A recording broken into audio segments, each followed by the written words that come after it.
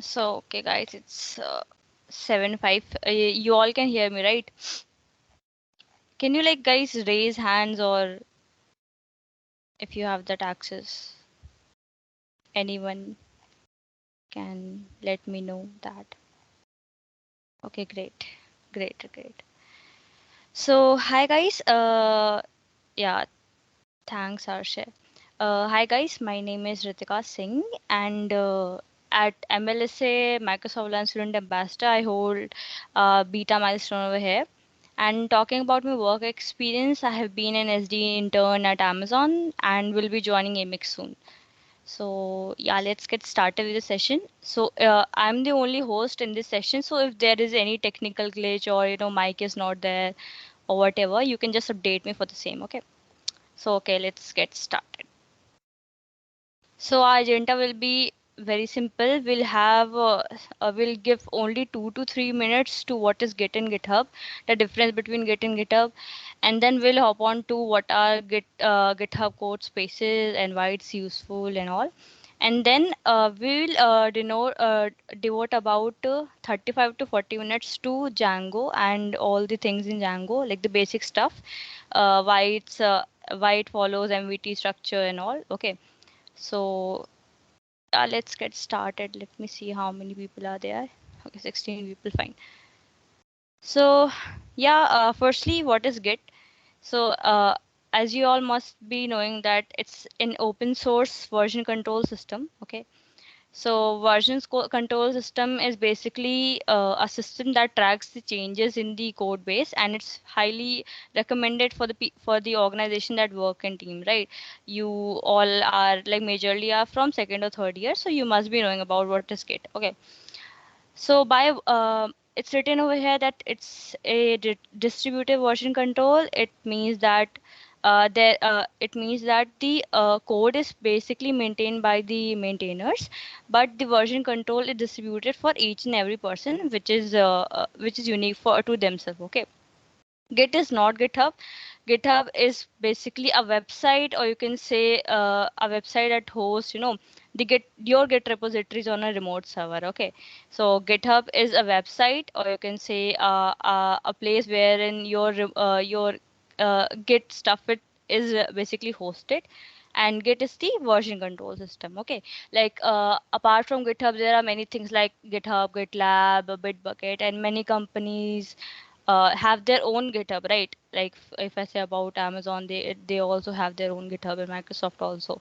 So yeah, so it's basically uh, a website that hosts your Git repository on a remote server. So now hopping on to what is GitHub Codespaces. So you all know about Visual Studio Code, right? Studio Code is basically an IDE for writing code, right? So what GitHub has done, that what if that you can collaborate with your teams and write in code on the cloud. Okay. For example, say I want to create a Python environment, okay, and I want to install stuff there, okay. So is GitHub Codespace provide me a cloud-based platform wherein what I can do that my environment can be shared by my team. Okay. So as the definition states, it's a development environment that is hosted in the cloud. Okay. Basically, the virtual machines in which your code spaces are hosted are in the cloud that is maintained by Azure storage. And and the main advantage over here is that say for example, I'm a project lead. Okay.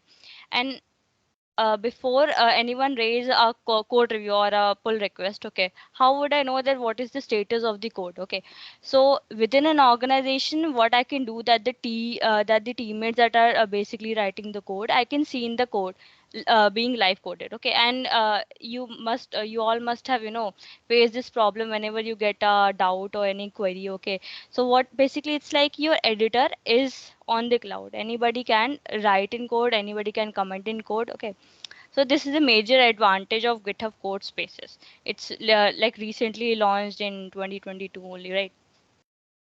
So yeah, each code space run on a virtual machine that is hosted by GitHub.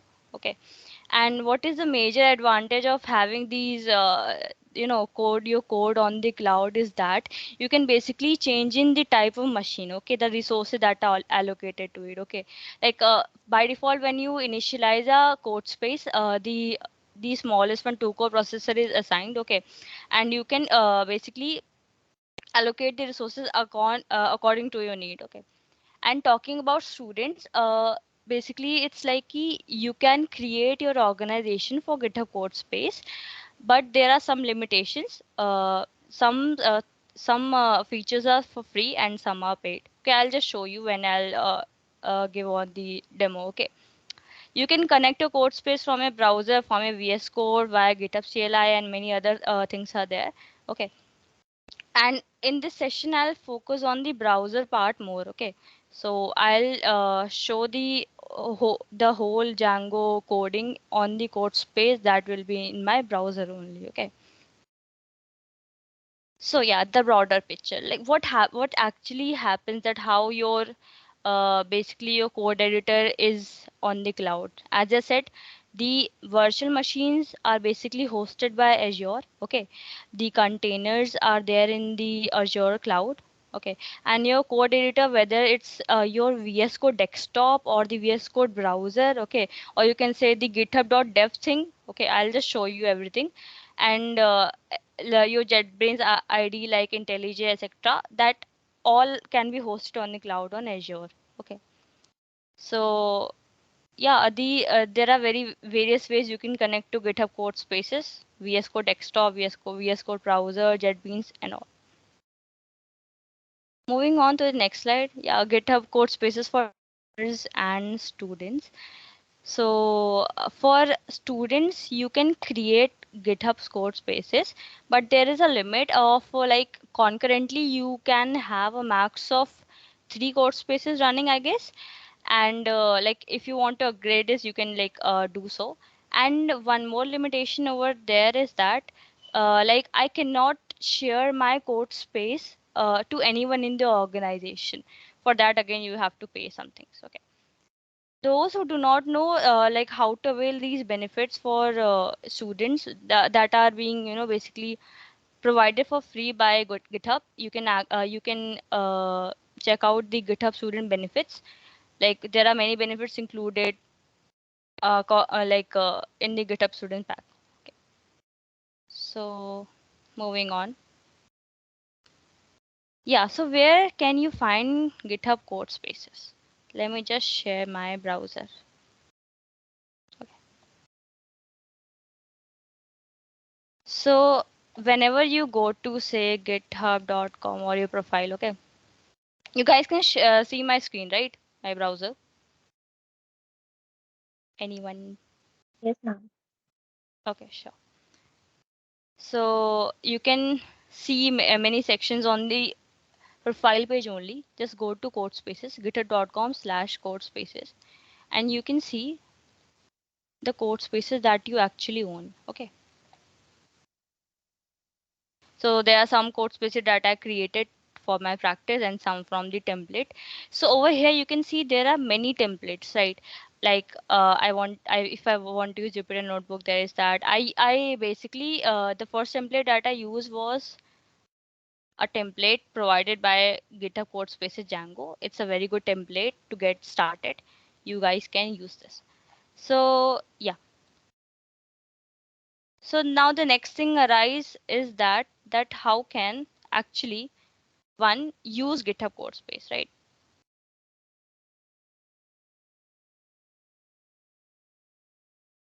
So there are basically many ways to initialize GitHub Codespaces, and I'll just show you just a second.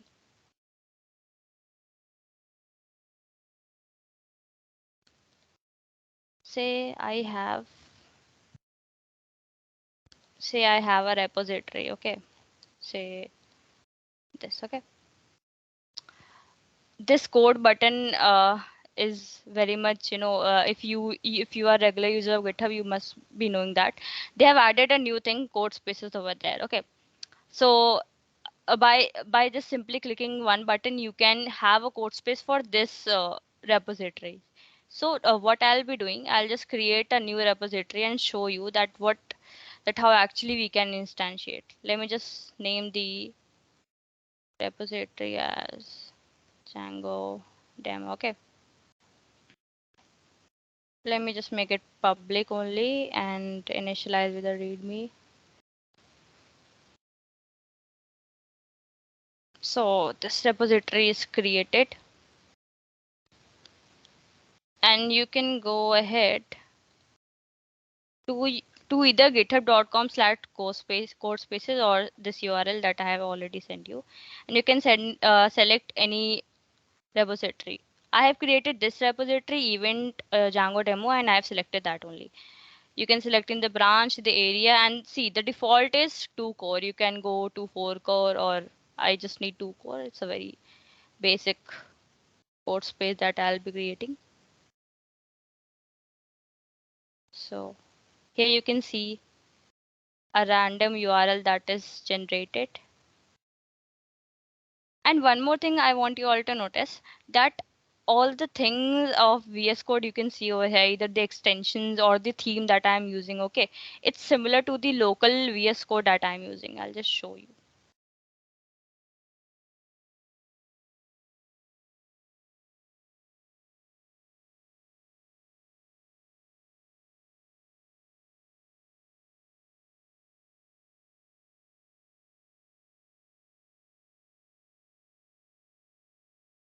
So yeah, it's same. This is my local VS Code and this is the VS Code on cloud. You can directly sync your local VS Code to any code space, and the vice versa is also true. Okay. Let me just only sheets.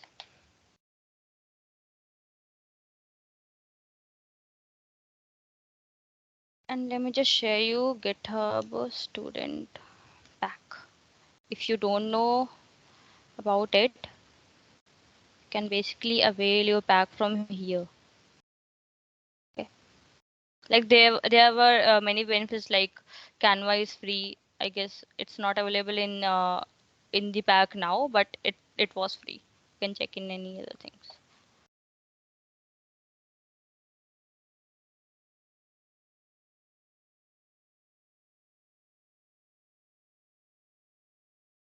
Okay. So yeah, it's my terminal. You can see the code spaces created. Okay. Let's hop on. Let's hop on to the PowerPoint presentation. And one more thing that I want you to notice, that I can't basically share this if I just share this URL to you, you can't basically access my code space. Why? Because firstly, you are not in my organization, okay?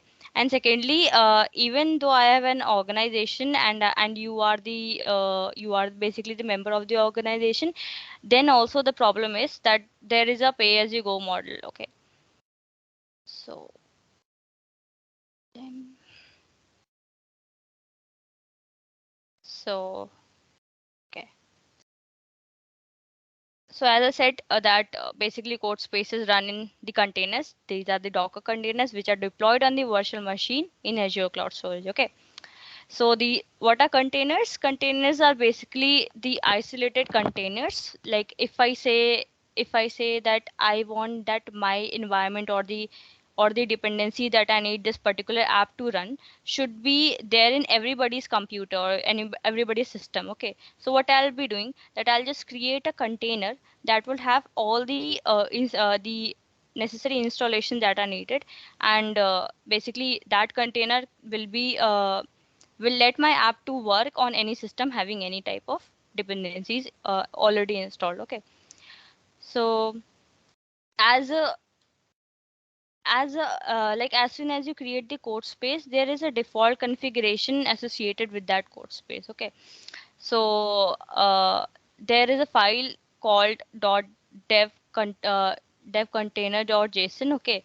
It's similar to the settings.json file that is there in VS Code, that you can basically change in, so that your default configuration that can change. For example, if you want to deploy your code space through Docker. Okay, you can change the settings. Okay, if you want to pull out some other VS Code, or you can say GitHub Codespace image, you can pull out that image also from the def container .json file. Okay, so default code spaces have many languages. Yeah, Node.js. There is a default template for Node.js also. Okay, for as I said, Django also, Flask also. You can see all those in the GitHub Marketplace. So yeah, firstly, yeah, what? Why would I want to use GitHub Codespace? Yeah, I have VS Code, I have GitHub.dev thing. Okay, why would I want to use GitHub Codespace? As I said, that basically it generates a public URL for all the stakeholders. All the teammates that are in my organization can access that code space. Okay, while I'm coding the live coding thing. Okay. Second, that it's deployed in cloud.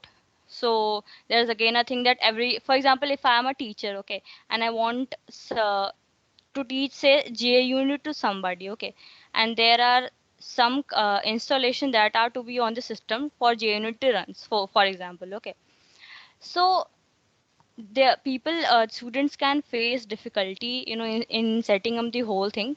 So I can just create a GitHub code space, okay, and I can for that whole class, and make all the student as contributors, and they will actually have to code the thing, and do not focus on the installation or the setting up part. Okay, so that is an advantage. Like if you that is an advantage in real world, because while installing things, it sometimes gets very hectic. Okay, so like this is a selling point for GitHub code spaces. So yeah, I talked about github.dev. Let me just show you what is github.dev.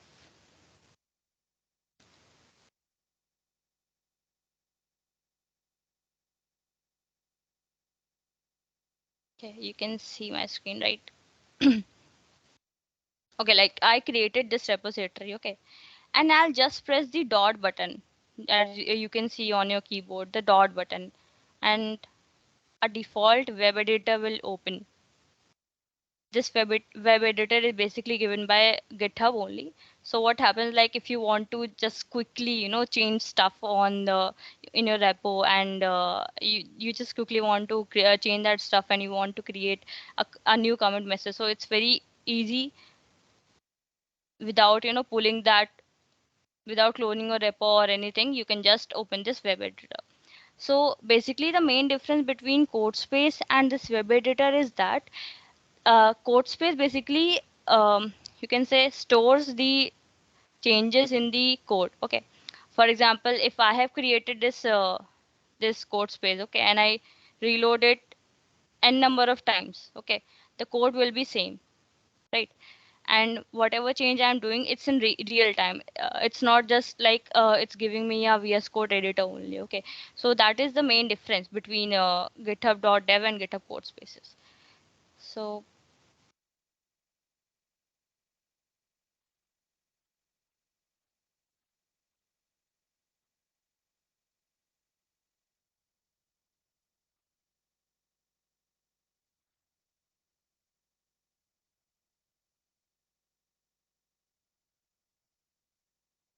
okay, let's get started with Django. Okay, so how many of you are here Django developers, or have used, say you have developed something in Python only?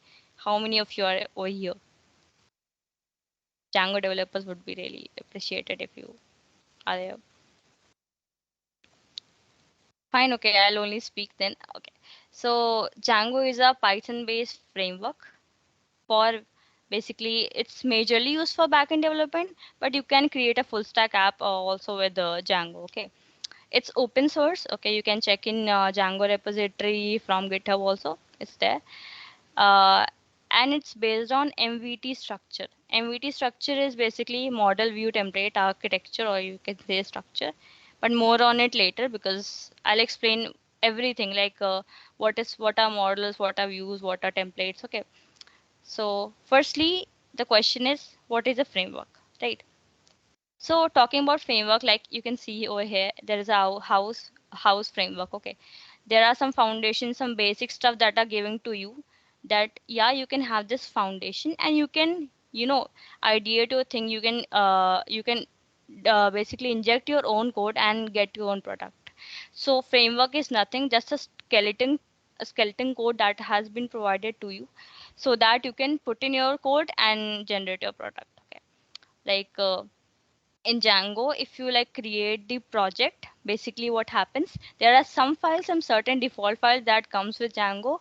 I'll show you everything. Okay, that comes with Django, and you will just have to start the server, and the server will be started without you writing only two CLI commands. Okay, so this is the advantage of basically a framework, right? So let's hop on to my GitHub code space. I hope it's visible, right, Ananya? Sure. Yes, ma'am. Okay, great. So, firstly, I want to check that what are all things that are basically installed over here, right? Django is a Python framework, so installing anything in Python requires a basically a package manager, and for Python, pip is the package manager. So I'll just check in that is pip there or not. Yeah, pip is there, and let me just see what are the Python dependencies that we have in this code space. So you can see many Python dependencies like Jupyter Server, Matplotlib. You can see Pillow also there. It's also there, right? So Seaborn also there. So there are many Python dependencies that are there, but like you cannot see it Django there. Okay, so for that I'll have to install Django. This is the command that basically pip uses to install anything from the pip package. Okay, so let's get started. Let me just check the Django version that I have installed. Okay, like there are many ways to check in Django version. I'll show you. Okay, it's 4.14. It's the latest version of Django. So basically, what I did, I just gave the command pip install Django. So it by default, pulled the latest Django image. Okay, you can define the package like pip, the version like pip install Django. Okay, whatever version you want. Okay, so yeah, Django is there. So let me just create a project in Django. Okay, to create a project in Django, the command is Django admin start project and the name of the project. Okay, let me just name it as demo project.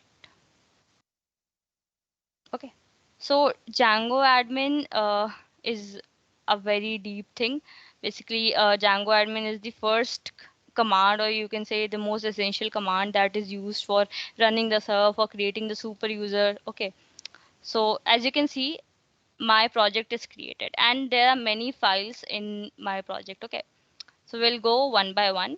Okay, so firstly, the most important file in the project is settings.py file. Okay, let me just open it.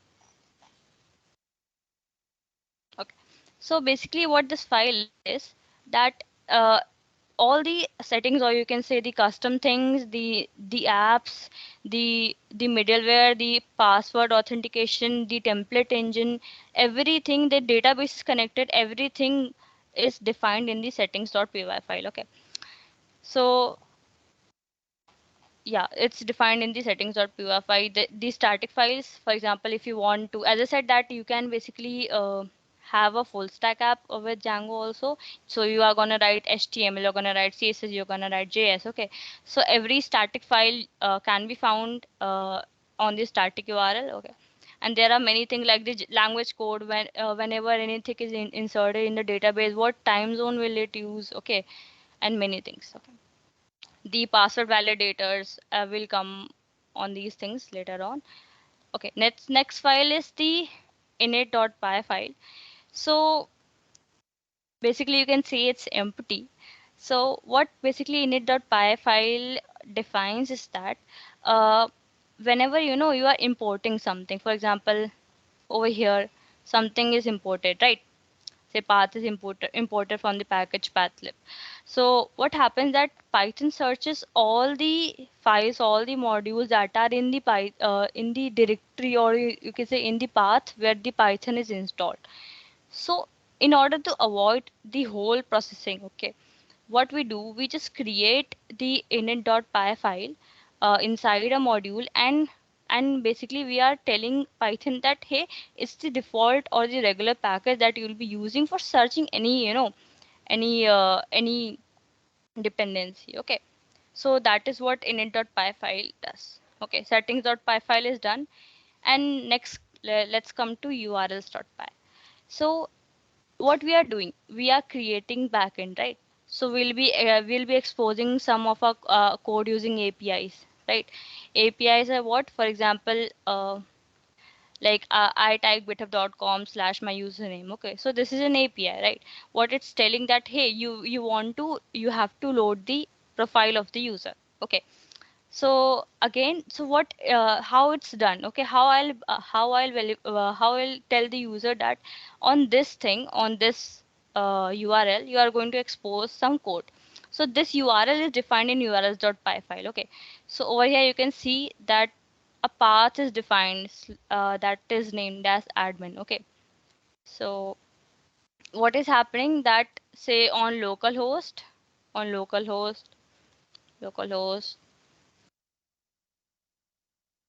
localhost or the port number wherein you want to deploy. I think the before default is 8000, and say on admin/admin, the admin portal is basically deployed. Okay, but over here we are using code spaces, so it won't be local host.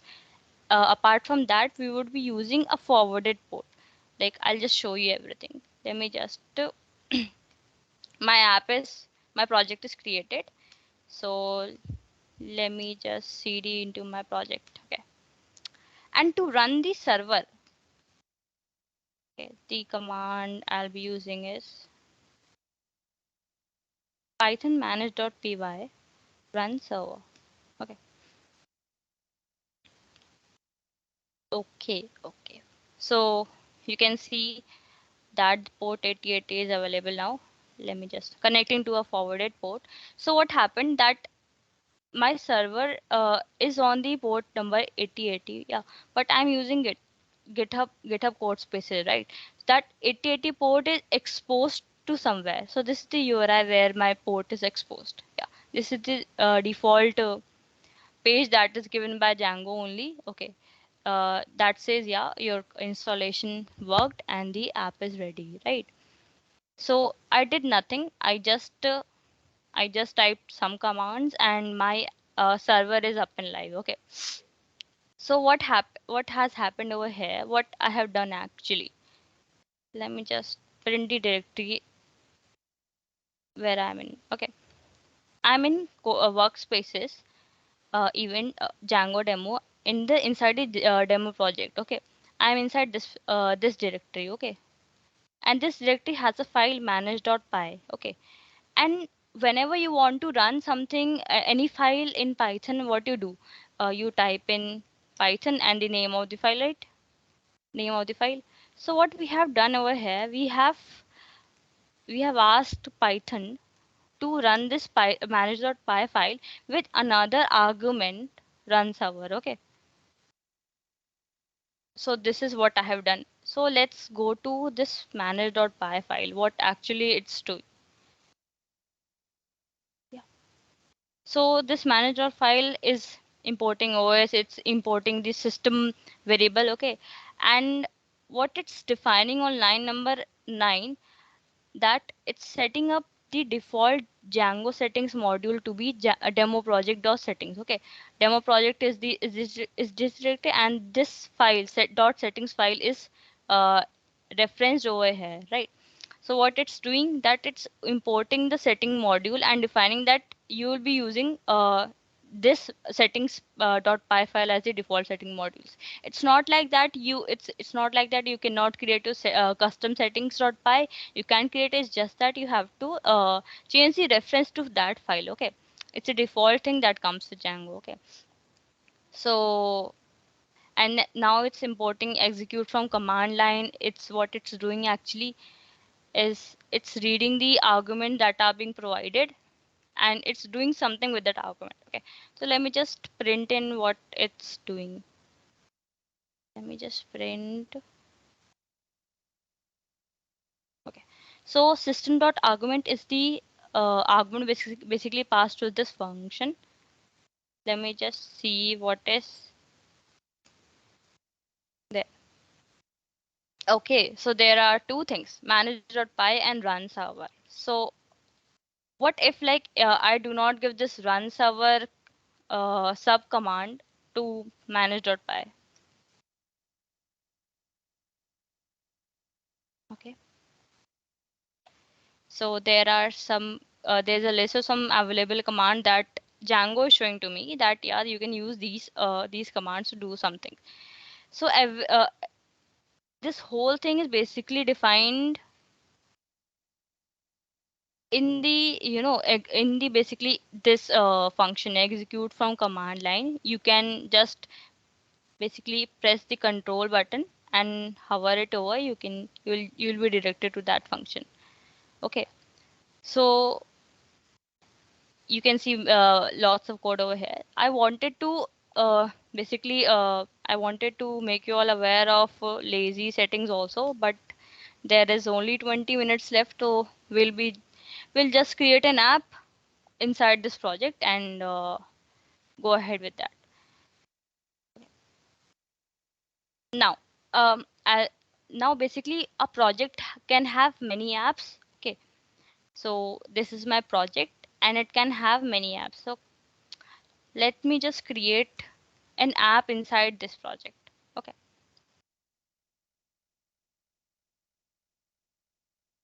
Python manage,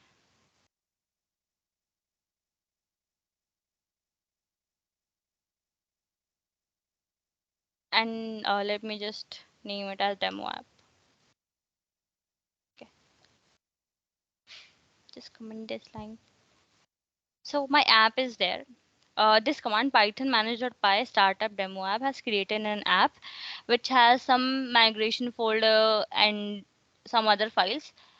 Okay, the most important file that I want to see I want you all to see over here is the views.py file and the models.py file.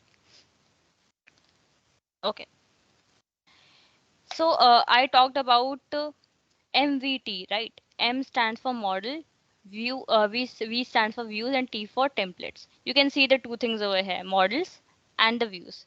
So models are basically, you can see say the data actually where on which the some functions run and some of the output is exposed via API to the client, right? So the data and data is actually stored in databases, okay, in form of tables, right? So models.py are basically the collection of the tables or the schema for their table that are to be migrated to your databases, okay. And views.py is the actual code that is running on the data provided by models.py, okay, and generating some result for the client, okay. And when the result is generated for the client, right, what we do, we basically have an HTML file, or you can say we have some front end stuff like, right, like CSS files, HTML file and some JS file that we use to generate that result to the client, right, whether it's on the web app, okay. So that the whole thing, the HTML file, the XML thing, everything is handled by the template part of Django, okay, the template engine basically, right. Okay, so firstly, I'll just create a view.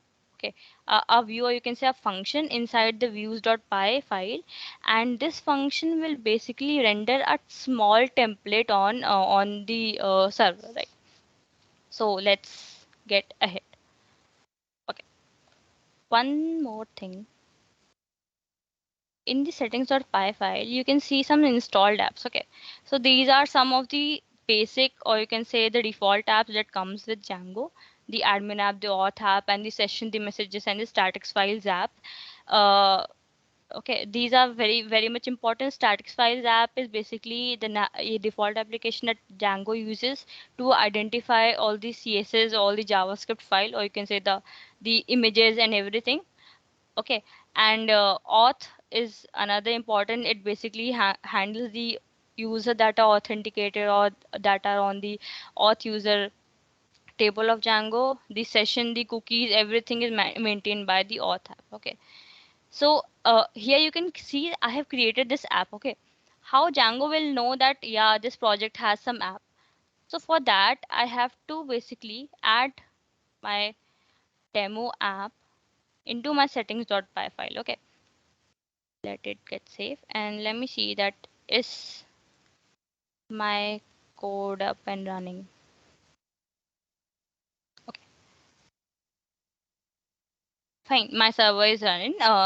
There's no fault in the code. Okay, so there are some things that you can see on the terminal. For the just ignore them for a while. We will just create a simple view and just I'll just explain to you that how apps are basically used in Django, right? Yeah, someone is speaking something. Okay, great. Okay, now Django note that I have an app. Let me just create a basic function. What this function will do, that it will just get trigger an HTML file to be shown on the server, right? When I talk about HTML file will be a template, right? So I'll have to create that template first. Let me just create a folder called templates in the demo project.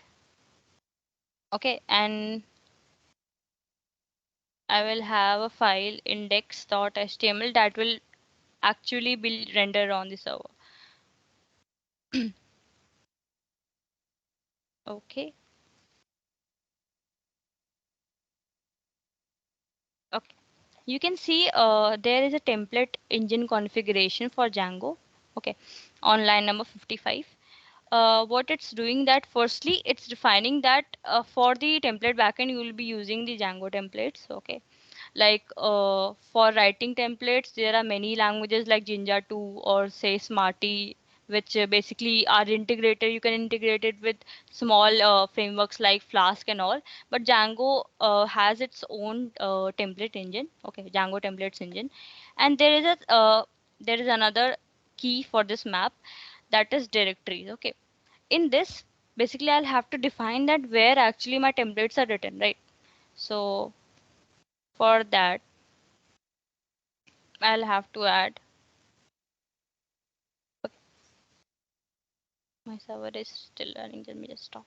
Okay, so what I have done over here, that I have defined that yeah, in the base directory there is a folder called templates. You'll find all the templates over there, right? And just for your ease I'll just print in this base directory variable, right? Okay, it's saying the same path as the demo project, right? Let me comment it. Okay, this is the base directory and you can find all the templates over here. I'll just create a simple HTML file, just right, and title section. And what I will do, I will basically let my backend to send in the title to the front end, right? That is my template, right? Okay, the first HTML I have written till now. Okay, fine. Let me have a paragraph, say.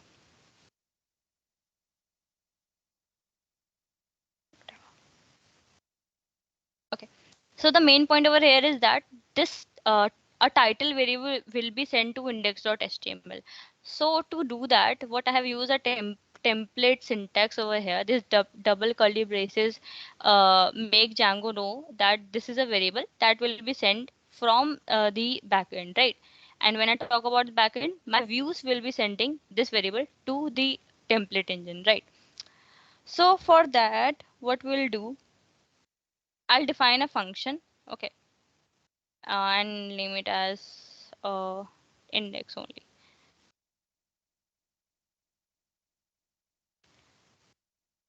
This request variable is a default variable that is default keyword provided by Django that denotes the requesting that the front end sends. Okay. For example, the requesting is basically, for example, when I uh, basically hit the server with this URL, okay, a get hit is sent to the server.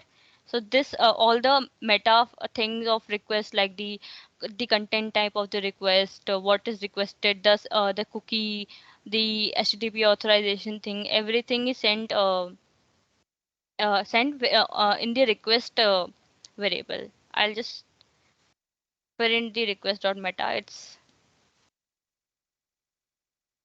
okay, and just show it to you. And what I will do, I'll just simply render.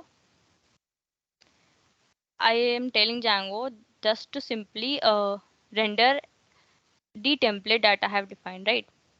And the template I have defined is named as index.html. Okay, index.html. And what I'm sending in, I'm sending a variable called title, right? So I will define a map basically that will have a title key and its value. Say it's a Django event is the title, right?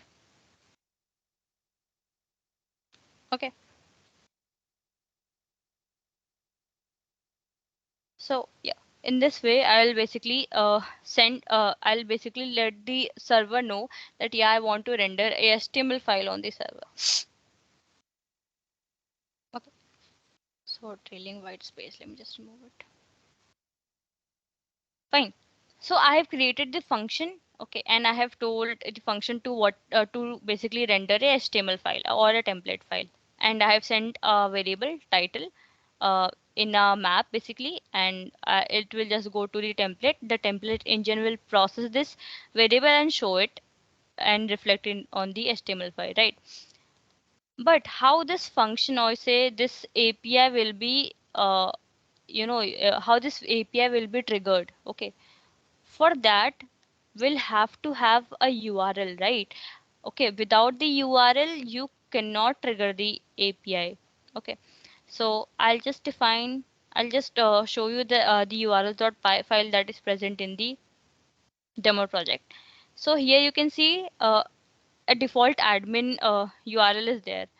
Let me just run the server and show you what this admin is doing.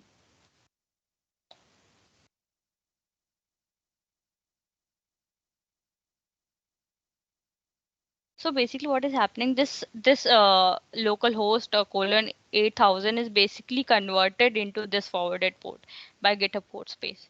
So no worries. Let me just go to admin URL. Okay. Again, this is a default page on the admin URL that is constructed by Django only, wherein the super user can log in and check in all the details like the social group that are associated, the models that are created, and all the things, right? So, okay, we'll just create ours. Let me just name that URL as API, okay, or say custom API, or say API only. And here, what I want that the views present inside my app should be triggered, right? So I'll have to import it from demo app dot views.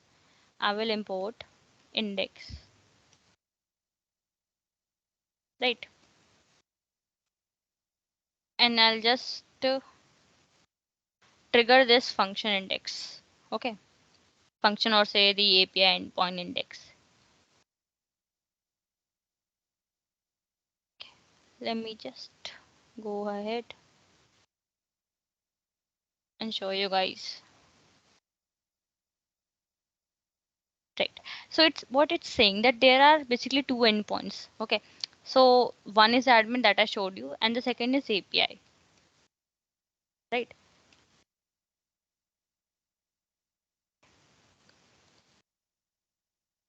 Okay. Restart this server.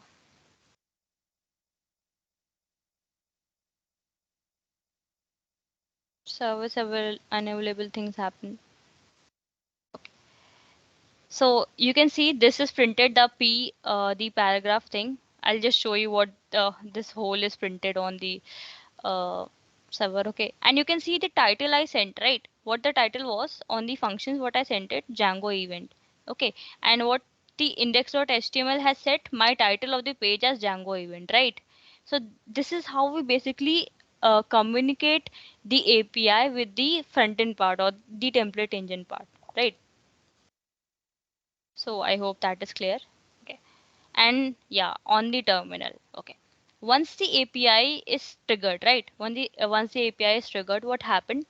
That from the URLs it's redirected to my app, and this API it's triggering, or say the function index is being triggered, right? And it's saying to print request.meta. So request.meta is basically everything this request variable is having, right?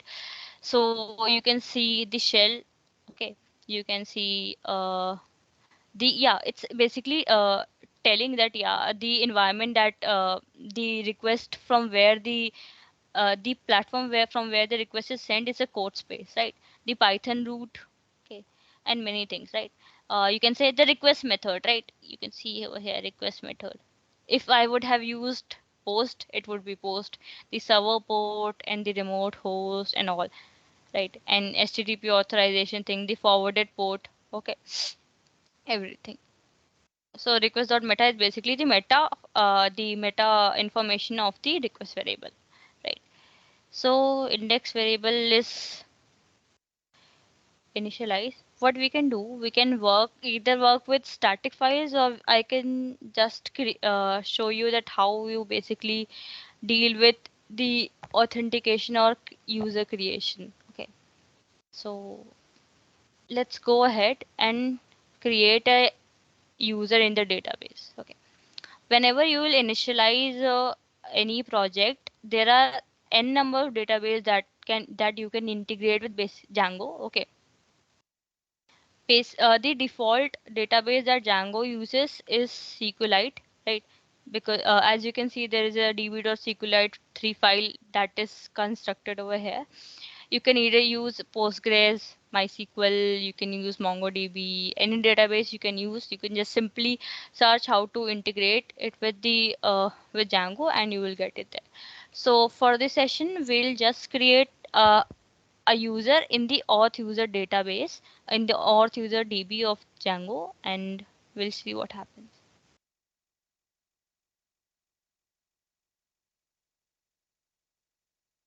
Okay, right. So coming to the message that you can see, you have 18 unapplied migrations for the project. For the apps, admin auth content type sessions. So where are these apps? I only constructed one app, demo app, right? Where are these apps? Let me just show you the settings.file, a py file again. These apps are over here, right? The default app that Django has. And before running a migration, let me just check if there is the extension is installed or not. SQLite Viewer.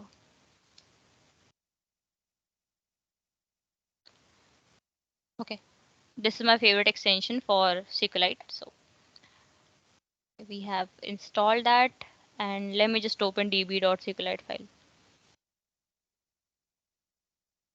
So you can see that in the database there is no tables, right? There are no tables, and I'll just migrate the unapplied migration that it's saying. Okay, for doing that, I will type in the command python manage.py migrate.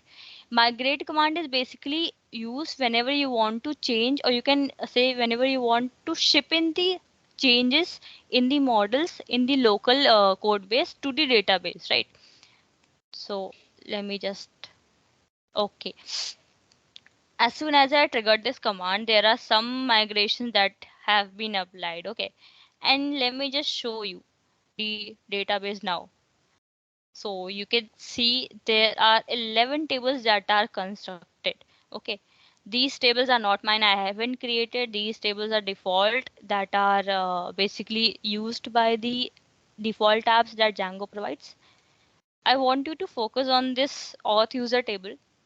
So what happens that whenever we create a user with default Django table, we have to basically send in cookies, or you can say we have to create a session for the user and send in cookies so that it can be authenticated by the default Django backend. So that thing is done using this auth user table, right? I'll show you how to create an auth user, or how to create an auth user and how the things change over here. So so the basic auth user that you'll see everywhere in every tutorial is basically the super user, right? Super user is something, or someone that can edit, or you can say that can delete in all the, that can basically handle the admin page that I just showed you, that Django gives. Okay, so let me just, the command is simple: python manage.py create super user, create super user. Okay. So I'll just give the command as Ritika, username as Ritika Singh 02, my favorite, email address. Okay, and say password, whatever. Okay, I really typed in a very basic password. That was, a very small password. Okay, so it's saying the password is too short. It's very common. The password is entirely numeric, right? So where I'm getting all these, alerts on the terminal. So again, whenever you see anything special happening on the terminal, hop on to the settings.py. Line number 89, you can see there are some password validators that are written by default on the settings.py file, right? I haven't written it. Okay. So let's just focus on the names only. Okay, what these password validators are doing. Okay, so firstly, user attribute similarity validator. What it does, for example, my username is say Ritika Singh, right? So I would not have something that is related to this thing on my this string basically on my in my password. Okay, that this validation does. Minimum length validator. You must have seen some forms saying that the password length should be 10, 12, or any static number. So this thing is validator over here. Common password validator, like common password like 123 456. Okay, these things are validated by this type of validator. And the last but not the least validator is the numeric password validator. It basically checks that if you have only numbers in the password or not, right? Like as I had a simple very password. So I will override it, and as you see, the message is super user created successfully. Let me just refresh it. Okay, so there is a user that is created. Okay, the username that I provided, the email is staff is active, and one more thing is super user is set to be as one. So one means that the super user parameter is true. This person Ritika Singh 02 is the super user for this particular project, right? And I want you to focus on the password column. I type in a very simple password, but it's basically converted into a hash value. And the default hashing algorithm that Django uses is PBK. Okay, and you can use many hashing algorithm like SHA-1 and etc. But this is the default password hashing facility that is used by Django. So the actual password is never stored in the database. Okay, this is the best. This is the like basic mistake that many backend developers do. You're never gonna store the actual password in the database, right? And yeah, this is how you created the super user, and you can see the auth user table is only affected, right? Okay. So what I'll do, like apart from CLI, I'll just create a simple user using a simple API, right? And I'll just write create this API as create user custom, and every API has this request parameter because everything is done by this request parameter only. Okay, and what I will do over here. Okay, so firstly, if you want to change anything in the auth user table, you'll have to basically import that auth user table, right? So I'll just import that, I guess, in Django dot concept dot auth dot models, and I'll have a model named user, right? So this user model is basically imported from this auth app of Django, right? And what I will do, I will just create user dot objects dot create user, and I will give the username as, say, Riz, email as whatever at the rate gmail.com. Okay, and password as, say, whatever. Okay, and I will just return a JSON response. We just import JSON response from Django dot http, and from response model basically import JSON response, right? Okay, it's I will just send JSON response having a message.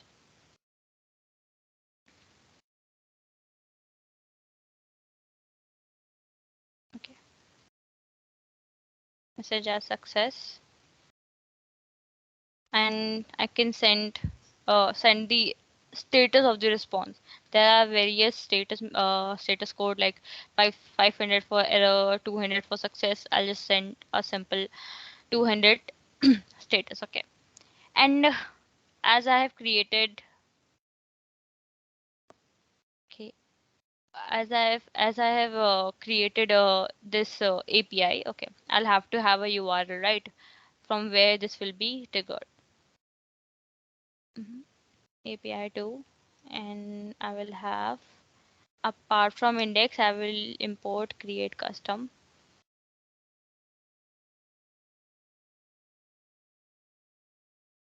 Okay, I should have started it. Camel case.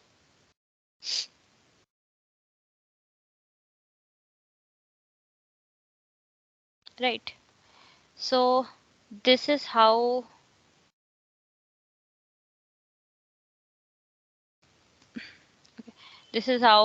the API will be triggered. Okay, and a user having these types of credentials will be created, right?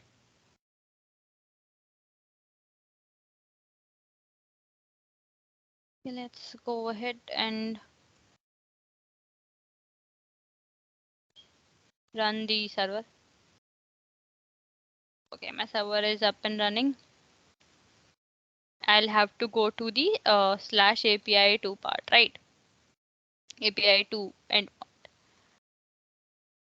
okay, I received a simple message success, and let me just refresh the tables and see is the user is created in the auth user table, right? So this is basically how we use Django for the backend stuff. It's very basic, like I had few minutes to explain everything, but I wanted to cover advanced topics like wrappers that I use, the lazy settings module, and the WSGI stuff also, but the time is up. So yeah, that's all I wanted to share with you all. I hope you enjoyed it, and you can like use GitHub Codespaces and build your own codes. So any doubts if you have? I guess you must be having a lot of doubts.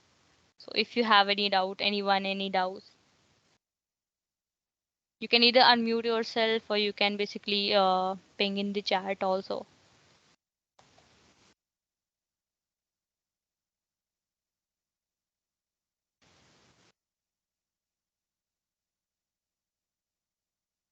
Okay, so fine. Okay, I guess let's call this meeting off. Ananya, okay? Yes, ma'am. Yeah, okay. Thank you guys for joining in. I guess I got a message. Yeah, thanks. Like I'll be conducting more sessions on Django for advanced stuff, but probably that would be offline. Thanks a lot, guys, for joining in. You can leave now.